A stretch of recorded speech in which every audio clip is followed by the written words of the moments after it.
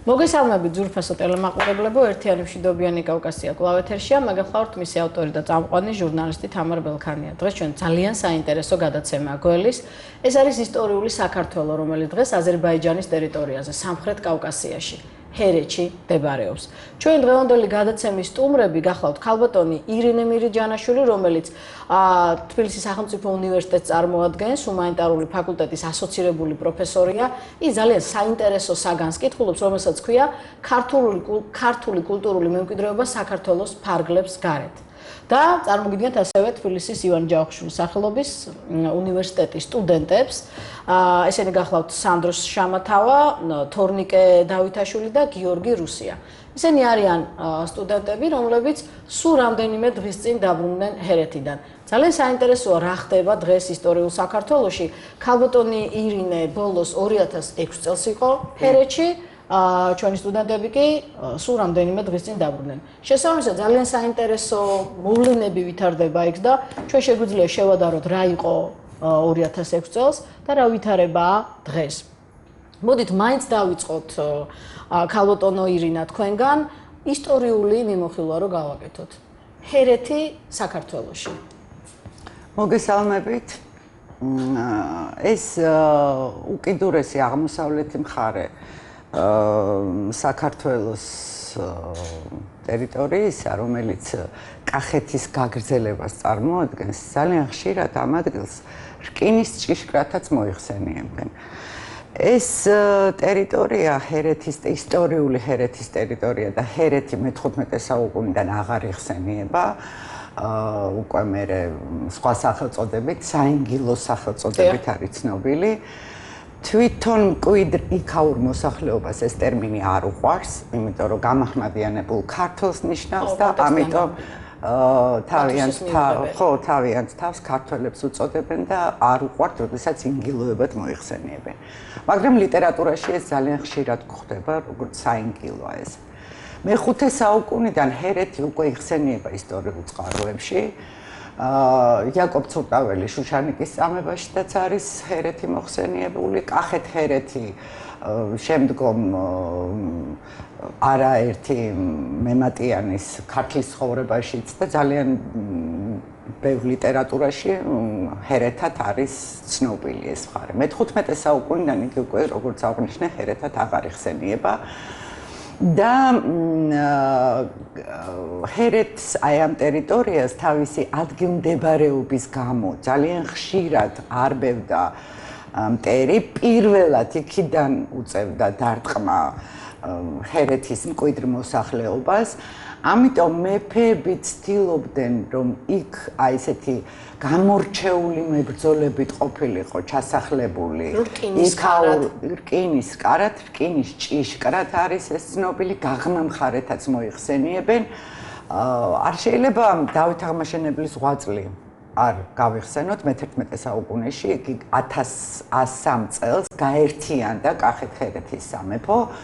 და აი სწორედ დავითის დროს დაიწყო ჩასახლება, იქ ძალიან გამორჩეულად ესეთმა მებრძოლმა ხალხმა და აი მათი შთამომავლები დღესაც, როდესაც შეხვალ ამ ტერიტორიაზე, რომელიც უკვე აზერბაიჯანის შემადგენლობაში შედის 1921 წლიდან, მე უკვე აღარ მოვყვები იმ ისტორიას თუ რა ვითარებაში და როგორ ჩვენ ჰერეთის ისტორიას პოლიტიკური კონტექსტით არაერთი გადაცემა მიუძღვენით. და იცით რა, აი იმ ტერიტორიაზე მოსახლე ქართველები ჯერ ერთი განიცდიდნენ საშინელ ლეკიანობას, რომელიც აი ჩრდილოეთით კავკასიონის ქედი აკრავს მას და იქიდან შემოდიოდნენ ლეკები და აი საშინლად განიცდიდნენ ამას და თავის თავზე გრძნობდნენ და აი ეს ლეკიანობა ერთ-ერთი კიდე ძალიან მნიშვნელოვანი ფაქტორი იყო იქ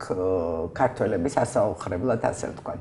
აღარ ვიძახი უკვე შაჰ-აბასის პერიოდს, როდესაც ჩამოსახლდნენ უამრავი ლეკები, გამაჰმადიანება მასიური დაიწყო ქართველების. რამდენიმე გამორჩეული მეფე არ შემილია რომ არ დავასახელო, მაგალითად ალექსანდრე, რომელმაც პირიქით გაქრისტიანება დაიწყო ამ მხარის. მე-19 საუკუნის დასაწყისი ასევე ძალიან მნიშვნელოვანია, როდესაც ელჩი იყო გრიგოლ ორბელიანი იმ მხარეში და ასევე გამახმადიანება ისა გაქრისტიანება დაიწყო ქართველების და წერილებში წერს კიდევაც რომ არაფერს არ შეეშინდეს ჩვენ მათ გვერდში ვდგევართ და მოკლედ აი არსებობს ამის წყაროები. მიუხედავად იმისა, რომ არაერთი მეცნიერის შესწავლის და ის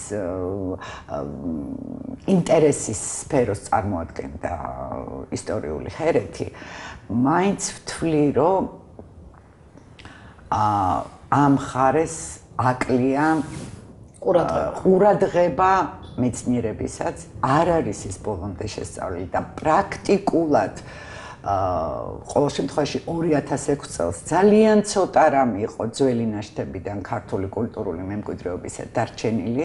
დღეს რა მდგომარეობა ახალგაზრდები ისაუბრებენ. მაგრამ მიუხედავად ამისა, მაინც ჩვენი იდენტობის, ანუ ქართული კულტურული მემკვიდრეობის ძეგლების აღნუსხვა, აღწერა, ხელოვნებაცოდნეული და ისტორიული თვალსაზრისით შესწავლა ამ მხარეს რა თქმა უნდა ჭირდება. ეს ძალიან მნიშვნელოვანია. ეს არის ამბავი, რომელიც ისტორიულ კონტექსტშია. აი დღეს რა ხდება საინგილოში, ჰერეთში, უკაცრავად, რამდენად აი ეს ლეგენდა რომ ადამიანი, რომელიც მაგალითად აზერბაიჯანშია ნამყოფი, ის რთულად შევა, სომხეთშია ნამყოფი, ის რთულად შევა აზერბაიჯანის ტერიტორიაზე და იქ რაღაც გარკვეული რაღაცა პოლიციური რეჟიმია დამყარებული. როგორ ცხოვრობენ, როგორ ინარჩუნებენ საკუთარ იდენტობას, რამდენად სახელმწიფო ქართული სახელმწიფოს მხრიდან მათ აქვთ მხარდაჭერა, მოდით ესე ვთქვათ, იმიტომ რომ ქალბატონმა ირინემ ახსენა, რომ ყურადღება აკლია, რომ იქ ქართული იდენტობის კვალი იშლება. ამას ორი მიზეზიც აქვს. ერთი რომ ჭირდება ელემენტარულად ყურადღება, ჭირდება მას რესტავრაცია, მეორე რომ საგანგებოთაც ხდება გარკვეულწილად და ესეც ვიცით, ხო? არ წარადგენენ მას როგორც ქართული ხუროთმოძღვრების ნიმუშებს. აი თორნიკე თქვენი დავიწყოთ. აი რა ხდებოდა, რამდენი დღე იყავით, როგორი იყო განწყობა, როგორია დამოკიდებულებები საქართველოსადმი? მოგესალმებით ტელემაყურებლებს. ჩვენ ესე იგი როგორც მოგესალმებით, რომ რამდენიმე დღის წინ ვიყავით, რამდენიმე კვირის წინ 6 მაისს იქ შევხვდით, წმინდა გიორგის დღესასწაულს იქ შევხვდით. 2 ღამე დავყავით ჰერეთში, ვიმყოფებოდით ჩვენი მეგობრის სახში, რომელმაც გვიმასპინძლეს. პირველ რიგში სტატისტიკა არ არის ოფიციალური და მეტნაკლებად ეს წყაროებას ეყრდნობა. ამ რაიონში დაახლოებით 7000 ქართველი ცხოვრობს, რომლებიც მართლმადიდებლები არიან და დაახლოებით 25000 ქართველი ცხოვრობს, რომლებიც ქართულად ლაპარაკობენ, მაგრამ გამახმადიანებლები არიან. ეს ის სტატისტიკა ზოგადად რო ვიცოდეთ რა რაოდენობის ხალხთან გვაქვს შეხება. მეორე რაც შეეხება საზღვარზე გადასვლას, ჩვენი რამდენიმე მეგობარი იმყოფებოდა სომხეთში, პასპორტი ჩართული იყო სომხეთის ვიზა, რამაც საკმაოდ პრობლემები შექმნა. იმ პრობლემები შექმნა ეს სახეზეც კი ემცნებათ იმ ადამიანებს, ვინც უბრალოდ ამოწმებდა ამ პასპორტებს.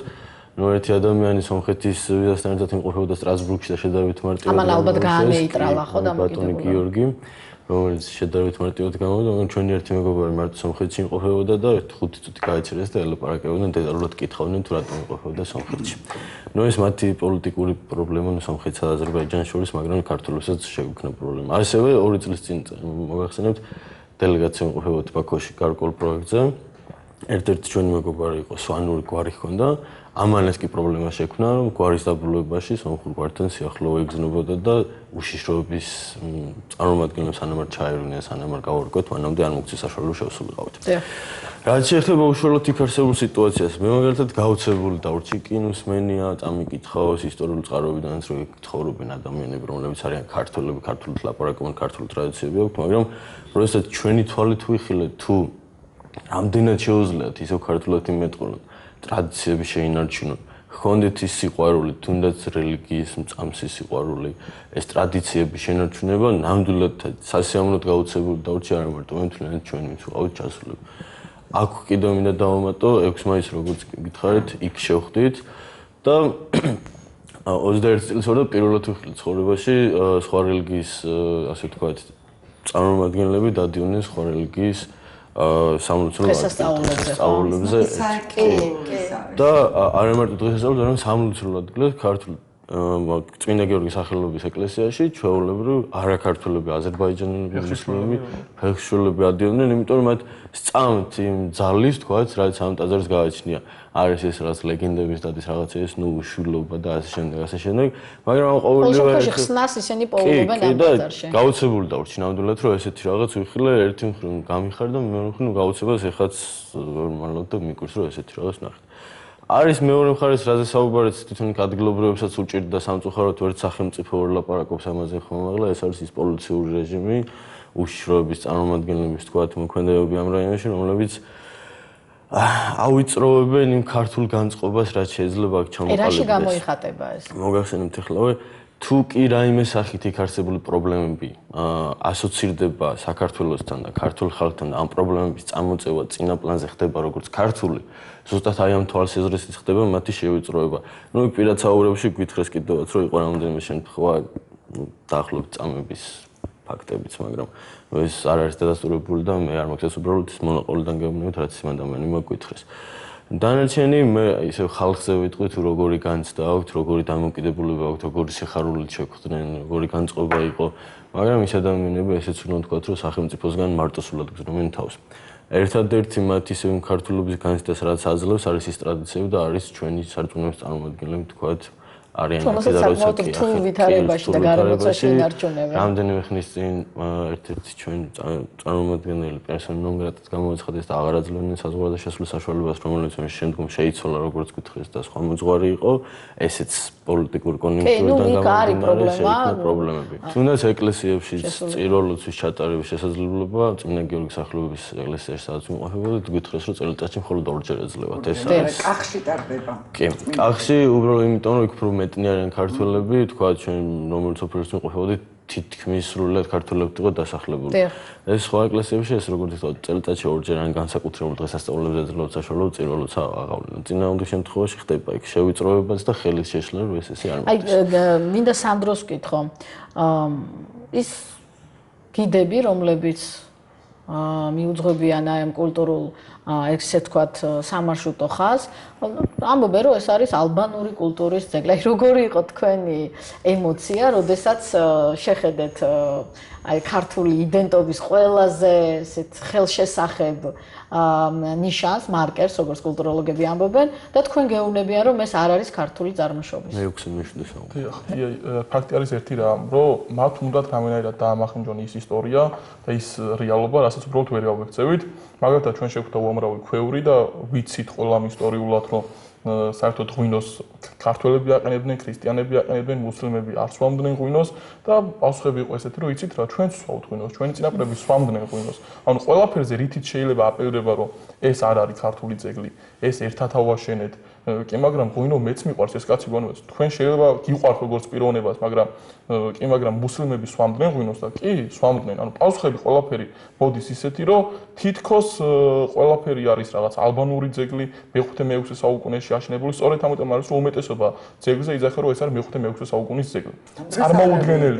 წარმოუდგენელია რომ იყოს მე-5-6 საუკუნის ძეგლი ამდენი რაოდენობით, იმიტომ რომ მე-5-6 საუკუნიდან შემორჩენილი ძალიან მცირე ძეგლი არსებობს არა მხოლოდ ამ რეგიონში, არამედ მსოფლიოში საერთოდ ძალიან ცოტა ადგილია, სადაც მე-5-6 საუკუნის ძეგლები არის შემორჩენილი. ეს ერთი.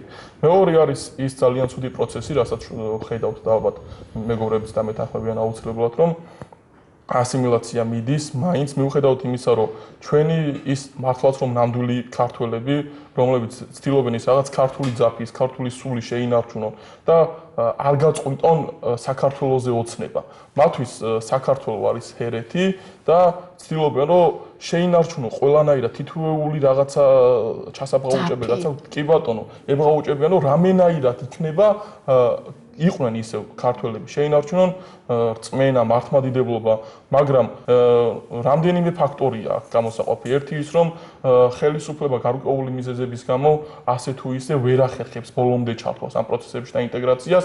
მეორე ის, რომ თავად აზერბაიჯანული მხარე, როგორც აღნიშნეთ, პოლიციური რეჟიმია მართლაც აქ ამყარებული და შიშია ერთგვარი იმისაც, რომ თუ კი ვთქვათ არ არის დასახლება, სადაც ყველა ქართველია, შენ ვერ იტყვი ხმამაღლა, რომ ქართველი ხარ და იქ ჩვენ მოგვიწოდებენ, რომ მოდით რა საქართველოს ჰიმნს ნუ იმღერებთ, იმიტომ რომ შეიძლება რაღაც პრობლემები შეგვექმნას.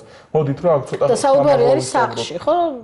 დიახ, და და არასაჯარო სივრცეში. კი ბატონო და ნუ ეხლა ეს წარმოუდგენელია, იმიტომ რომ აზერბაიჯანი არის განვითარებული სახელმწიფო, მართლაც რომ რა ვიცი რეგიონში. როგორც ამბობს ევროპული ღირებულებების და ორიენტაციის. თვითონ ამობენ ასე რომ ევროპული ღირებულებების მატარებლები არიან და რეგიონში ლიდერობას ურთ. მაგრამ ნუ წარმოუდგენელია საერთოდ რამეზე საუბარი, როდესაც ჩვენ ეთნიკურ უმცირესობებს ასე ექცევთ. კი ბატონო, ჩვენ ისეც გვესწრებთ, რომ მით უმეტეს ჩვენი ქვეყნის პოზიცია და პოლიტიკა რომ მაქსიმალურად ტოლერანტული ქვეყანა ვართ, ეს გასაგებია, მაგრამ როდესაც აბსოლუტურად ყველაფერში იგრძნობა პოლიტიკა სხვა სახელმწიფოების მხრიდან და ბატონ გიორგის უყარს ხოლმე, მაგალითად, როდესაც პუტინმა ერთ-ერთი მოჭიდა მოსნა ტურნირიდან, შემდეგი ტურნირიდან იმის გამო, რომ მან ქართველთან წააგო ერთ-ერთი ბრძოლა.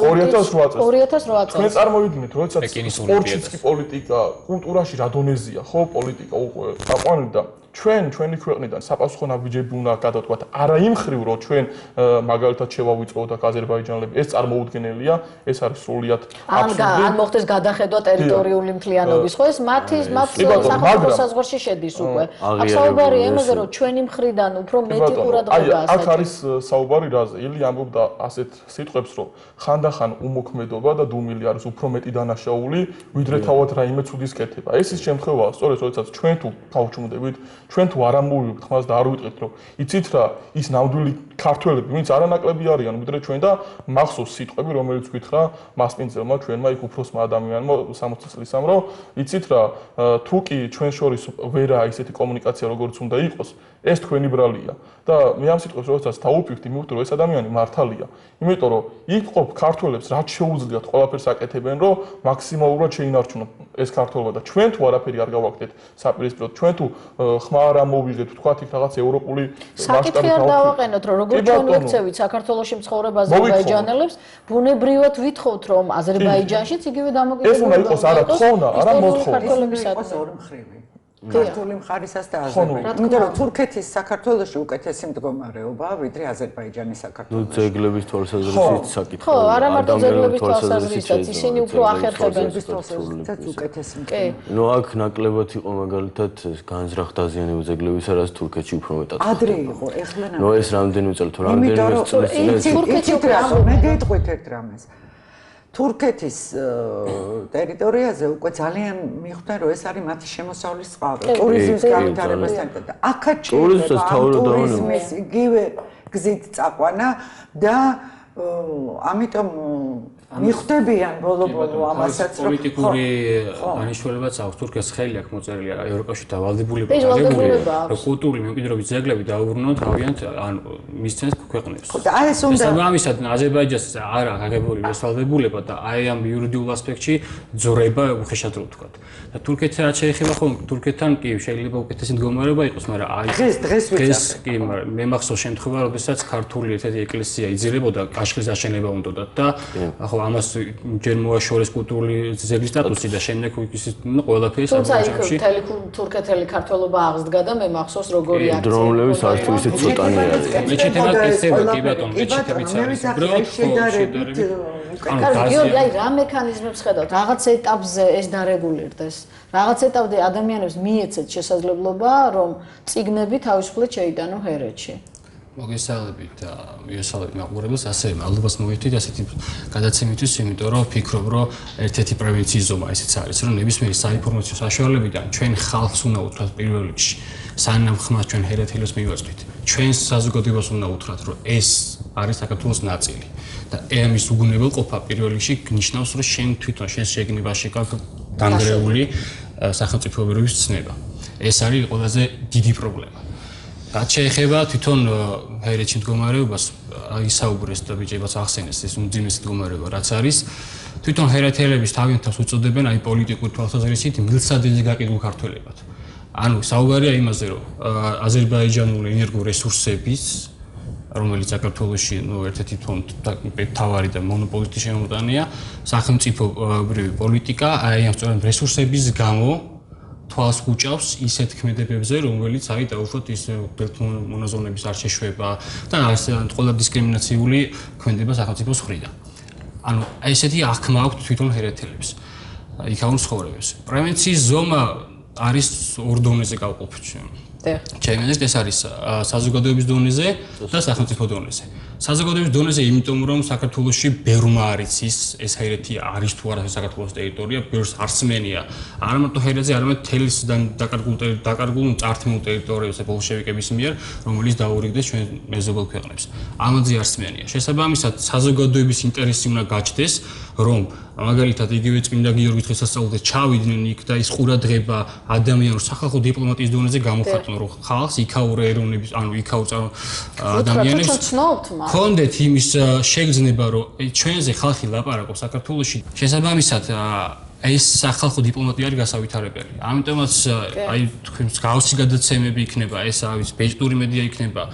კიდევ ერთხელ ვიტყვი, ბევრჯერ მითქვი, სადაც მქონდა საშუალება, რომ უამრავი არასამთავრობო ორგანიზაციები, უამრავი ფონდები, რომელსაც გრანტებს გასცემენ, პრიორიტეტი უნდა იყოს მსგავსი სახის პოლიტიკა და არა ის, რომელი გასაგებია დემოკრატია და ეს ყველაფერი ჩვენ ქვეყანას პრომიტად და სამოქალაქო საზოგადოებას წარადგება, თუმცა არ შეიძლება რაღაცების ერთისთვის ჩამორთმევა პრიორიტეტზე, მეორისთვის მინიჭება. ის ანუ არ უნდა იყოს ბალანსი და თავარი სახელმწიფოებრების განცდა სწორედ ამაში მდგომარეობს, რომ ესეთი მიდგომები უნდა განავითაროს.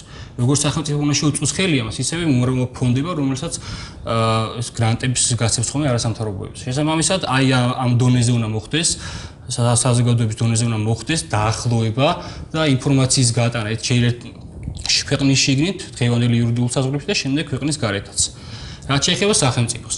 სახელმწიფო რთულ მდგომარეობაში ისე ვერ ვიტყვით, რომ არ ქონიათ საუბარი, ეს არის ბუნებრივი სიტუაცია, ამაზე საუბარიც იქნებოდა, უბრალოდ აქ არის პოლიტიკაზე საუბარი, რაც დაუშვათ აი ეს გეოპოლიტიკური სიტუაციაში ვართ ჩვენ, რომ ეს ენერგორესურსები მოკავშირე რეგიონში და ასე შემდეგ. შესაბამისად, თვითონ აზერბაიჯანელი პოლიტოლოგები საუბრობენ იმაზე, რომ აზერბაიჯანი არის რეგიონში ტოლერანტობის ოაზისი, რაღაცის ამ მსგავს რიტორიკას ატარებენ და შესაბამისად ცდილობენ, რომ ეს რიტორიკა გაიტანო. ხო, დაამკვიდრო. უბრალოდ ეს არა პირდაპირ გზით, არამედ დღეს თუ ესეთი მძიმე მდგომარეობაა. სწორედ იმ გზით, რომ აი იმ სახალხო დიპლომატია შეუწყოს ხელი. მაგალითად, სახელმწიფო უნდა დაიხმაროს იქ ახალგაზრდები იქნებიან ეს თუ ყველა და იქ მინდა მეცნიერები. მაგრამ უპირველეს რიგში მეცნიერები. რომ მსგავსი სახალხო დიპლომატია და მსგავსი ურთიერთობა ჩამოაყალიბო. როდესაც არ ხდება ეს მეცნიერული კონფერენციები და არ მიდის საუბარი იმ ისტორიულ ტერიტორიებზე, აი ეს კულტურული მემკვიდრეობის ძეგლებზე, შესაბამისად ის აზერბაიჯანული მხარე უფრო ცდილობს, რომ საერთაშორისო არენაზე გაიტანოს ის შეხედულებები, რაც მათ გააჩნიათ. ისინი ვერ იტყვიან, რომ აზერბაიჯანული მემკვიდრეობის ძეგლებია. ისინი იტყვიან, რომ ეს არის ალბანური. მაგრამ ამობენ იმას, რომ ალბანელები შთამომავლები არიან და მემკვიდრეები არიან აზერბაიჯანელები. შეიძლება სახელმწიფო ესე უხეშად ვერ ჩაერევა, რადგან სახელმწიფოებს შორის ურთიერთობა მაინც დიპლომატიის კონტექსტში განიხილება და იქ ყოველი ბგერა თუ პაუზა მოსაზომია, მაგრამ სახალხო დიპლომატია იგივე სამეცნიერო წრე. აი ქალბატონი ირინესის კურსიც, რომელიც არჩევითია და უნივერსიტეტში ფართო სპექტრის სტუდენტებს აძლევს შესაძლებლობას, რომ მოისმინონ ქართული კულტურული მემკვიდრეობა საქართველოს ფარგლებს გარეთ და ამ ეტაპზე საუბარია სომხეთზე, აზერბაიჯანზე, იქ ტაო-კლარჯეთზე, ხო? აი რამდენად გაქვთ ცდომა, ეხლა რა ხდება? აი რა ვითარებაშია ის კულტურული მემკვიდრეობა, რომელსაც თქვენ საგნად ასწავლით? ეს რა თქმა უნდა ერთი მხრივ კარგია, მაგრამ აქვთ მეცნიერებს ჩასვლის შესაძლებლობა, იქ მუშაობის, რომ ანაზომები გააკეთონ, ფოტოები გადაიღონ, შეადარონ შარშან რა ხდებოდა, რომ იქნებ სახელმწიფოს მას მერე რაც თქვენ წარუდგენთ კვლევას, უფრო ქმედითად ჩაერევა, რადგან დაინახოს, რომ ნამდვილად ხდება ხელყოფა. ეს ბუნებრივი პირობების გამოა, ეს ხელოვნური პირობების გამო, ყოველ შემთხვევაში მას ექნება მონაცემები და ექნება ლეგიტიმაცია უკვე, რომ უშუალოდ ჩაერიოს. სახალხო დიპლომატია მე-20 საუკუნის 70-იან წლებში საინგილოსა და აზერბაიჯანსა და საქართველოს შორის არსებობდა.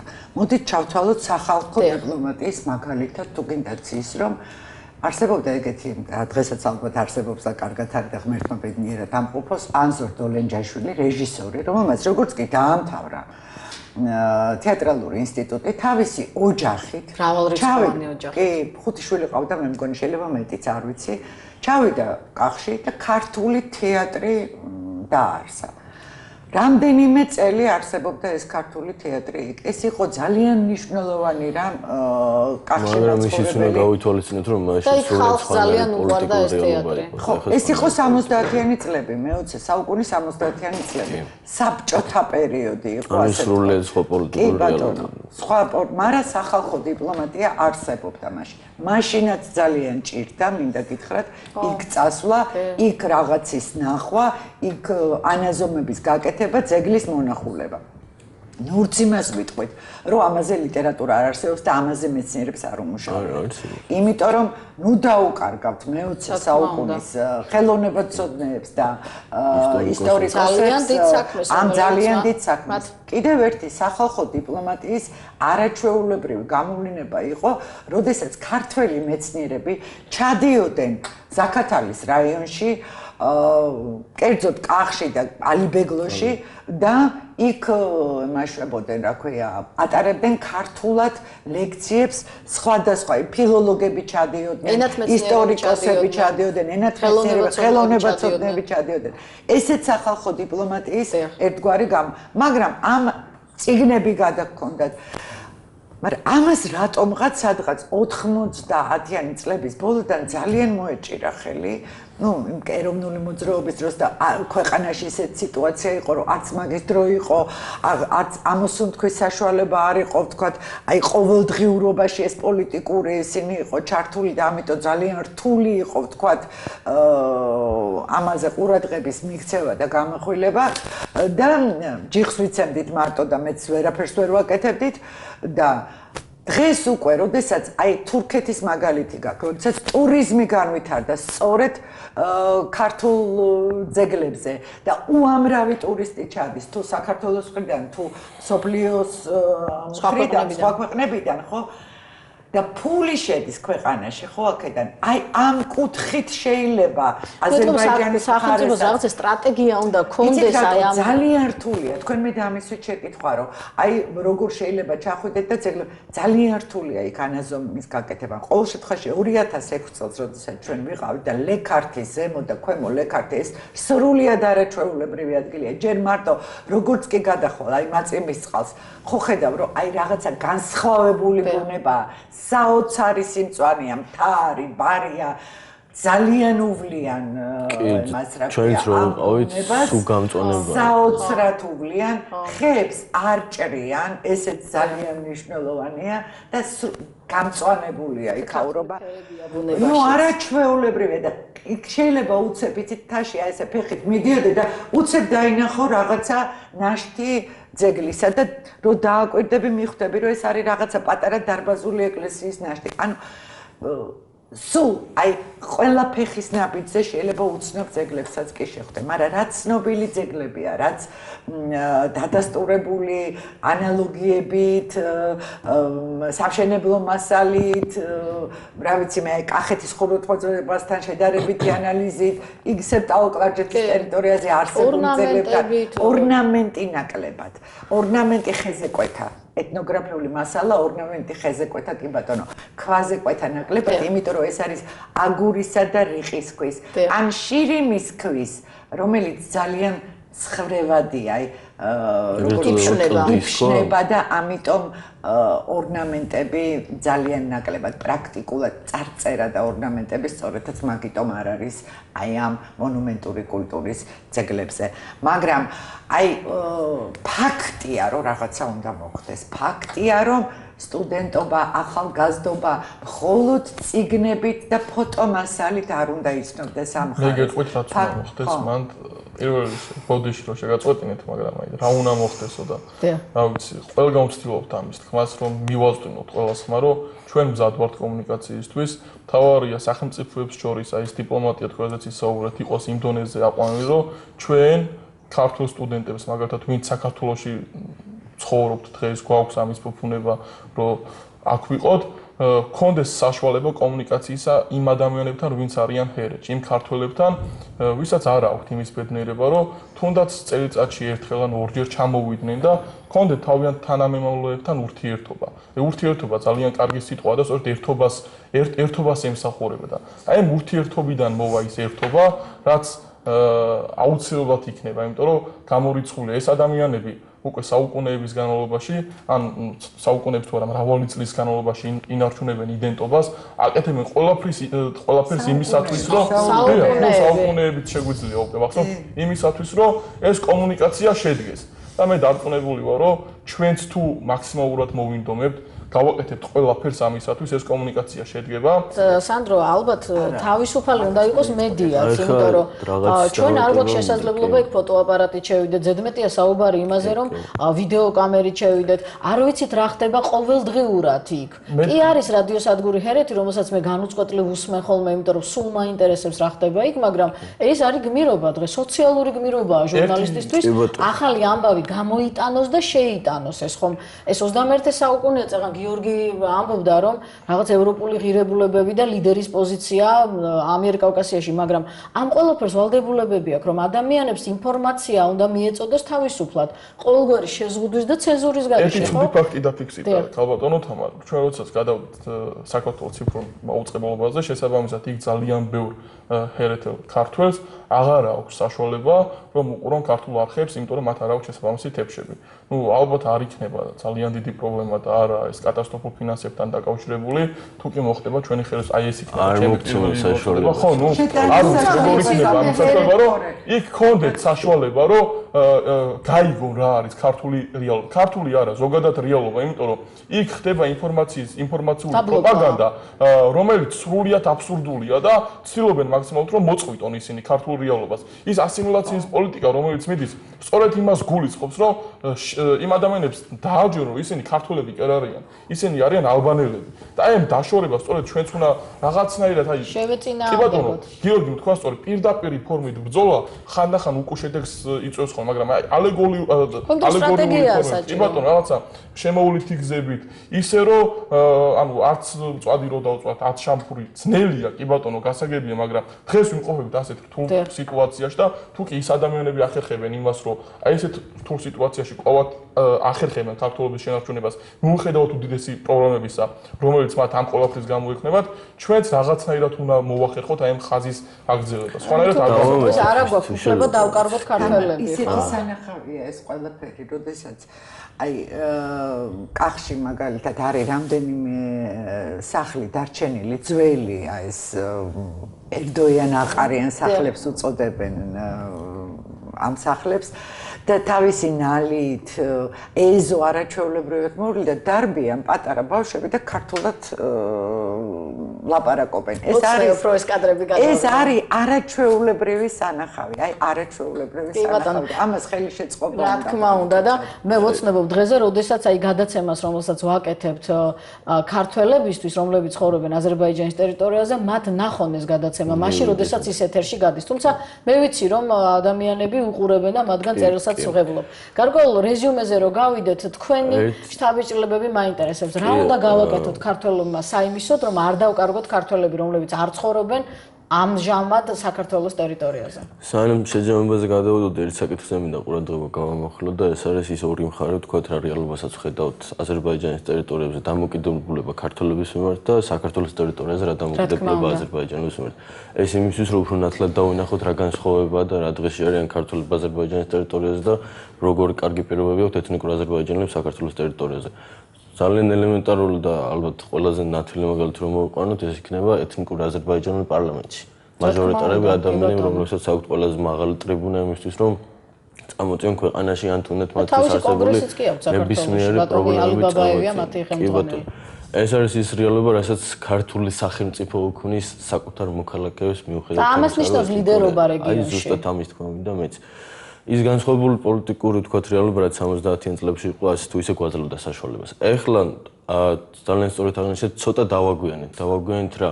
იმ 90-იან წლებიდან მოყოლებული გარკვეულ პერიოდამდე საქართველოს ვერ ახერხებდა თავისი სათქმელი ეთქვა კი, გაკეთებაზე აღარ ამისაუბროს. მაგრამ ამას იმიტომ რომ დღეს მაგალითად რამდენიმე ბაღს, რამდენიმე სკოლას შევხვდებით, სადაც მასიურად ქართველები ცხოვრობენ, იქ არის ქართული ენის მიმართულება ამ ბაღებში და სკოლებში. მაგრამ იყო ბევრი, რომელიც დაიხურა. სწორედ აქამდე ჩვენ სახელმწიფოს, ჩვენ ხალხს რო ხმა მოგვეღო, დარწმუნებული ვარ ეს არ მოხდებოდა, არ მივიდოდით აქამდე. გიორგი ასევე ძალიან კარგად აღნიშნა, რომ ესე სახელმწიფო პირდაპირ ხისტად, მით უმეტეს, როდესაც ჩვენი სტრატეგიული პარტნიორია ქვეყანა, ვერ დასვავს საკითხს პოლიტიკურ კონიუნქტურიდან გამომდინარე. მაგრამ შეიძლება ეს რბილად ისე ურთიერთობებიდან მათივე დაინტერესებიდან გამომდინარე, რომ მათაც კი ურჩევნიათ, რომ იქ საკუთარი მოქალაქეები, იქ არჩევნებია, იქ რაღაცა, საკუთარი მოსახლეობა ყავდეთ კანონმდებლობაში. მათ უნდა დავაინტერესოთ, დავაჯეროთ, რომ ეს მათთვის კარგია. მეორე მხრივ, აი რაც მოდიოდით, ბიჭები თუ ვინც ვიყავით, ყველა ვამბობთ ერთ რაღაცას, რომ ჩვენი მთავარი მიზანი, ამ თქვათ, იქ ყოფნის შემდგომ არის ის, რომ რაც ვნახეთ, რაც გავიგეთ, რაც შევისწავლეთ, უთხრათ ჩვენ მეგობრებს, ზუსტად დღევანდელი გადაცემასაც ერთ-ერთი კარგი საშუალება რომ ხალხს გავაგებინოთ. და ეს მეორე რაც მინდოდა მეთქვა და რეზუმის სახითაც გავაკეთებ, სამწუხარო რეალობა არა მარტო ახალგაზრდებში, ზოგადად ქართულ საზოგადოებაში, მით უმეტეს ეს ბოლოს ხუთშაბათში განვითარებულ მოვლენიდან გამომდინარე, შემიძლია აქცენტი გავაკეთო რაზე.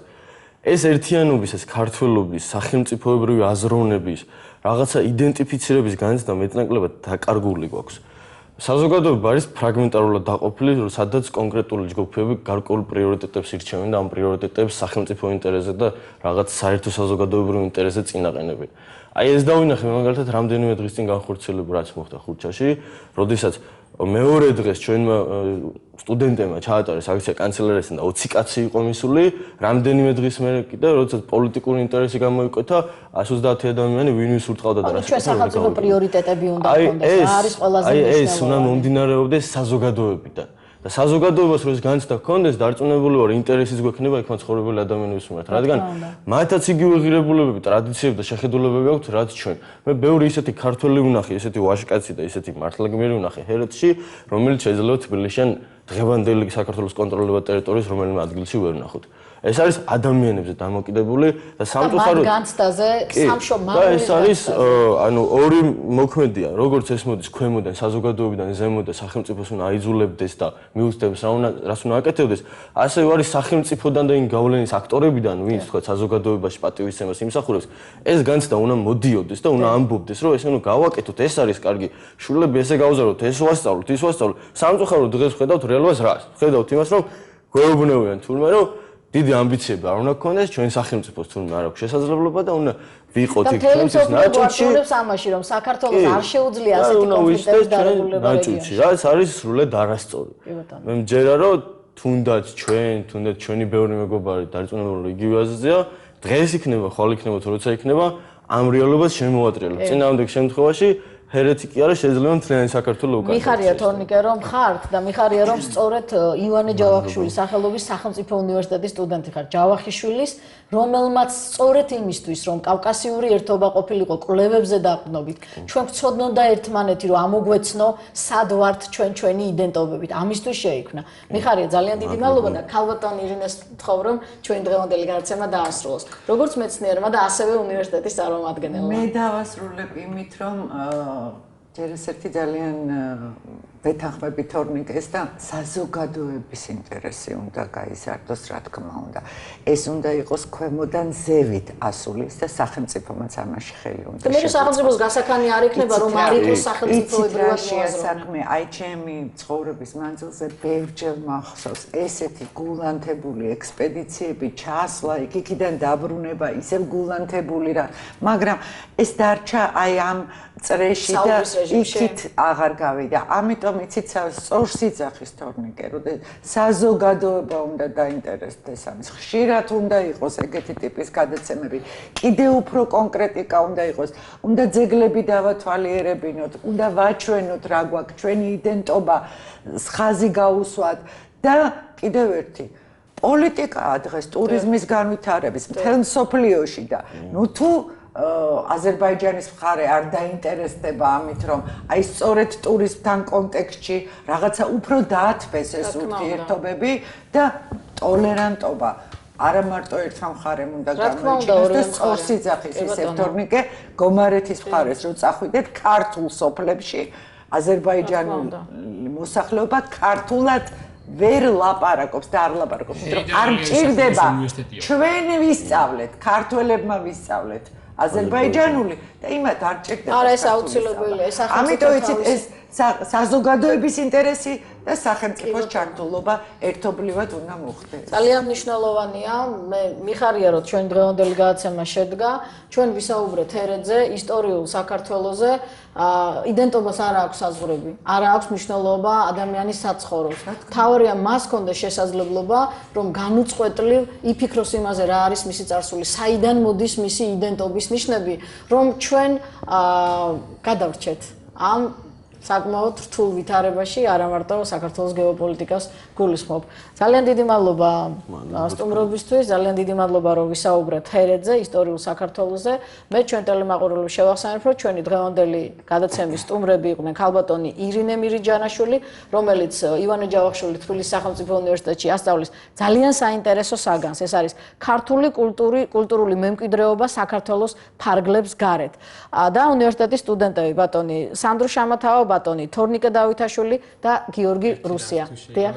ანუ რაც ეხლა ამ წუთას შეიძლება მოგვაფიქრდეს, ხო? ერთ რაღაცას ვთხოვთ სახელმწიფოს, აი რომელიც ფრაგმენტულად და იმპროვიზაციით შეიძლება ჩამოყალიბდეს. ერთ-ერთი რაღაცა, რომელიც შეიძლება გაკეთდეს უახლოეს მომავალში, ხო? ერთი საერთაშორისო კონფერენცია რო გააკეთოს უმასპინძლოს თბილისში, კავკასიაში არსებული კულტურული მემკვიდრეობის ძეგლებთან დაკავშირებით, იმიტომ რომ სამეცნიერო წრეებში როცა შედგება მსგავსი სახის დიალოგი, ეს იქნება სწორედ ის პოლიტიკური ირი ბიგზა, რომელიც საშუალებას მიცემს ქართულ მხარეს დაიცვას თავისი კულტურული მემკვიდრეობის ძეგლები მისი საზღვრების გარეთ, რომელიც არის. ერთ-ერთი აი ყველაზე მარტივი საერთაშორისო კონფერენცია, რომელსაც არ აქვს პოლიტიკური კონსპექტი. საერთაშორისო კონფერენცია კავკასიაში. ტარდება. კავკასიაში უნდა ჩატარდეს. კავკასიაში. აი ეს ჰერეთის მასე მოხსენება, მაგალითად მე თვითონ 2011 წელს მქონდა ფლორენციაში.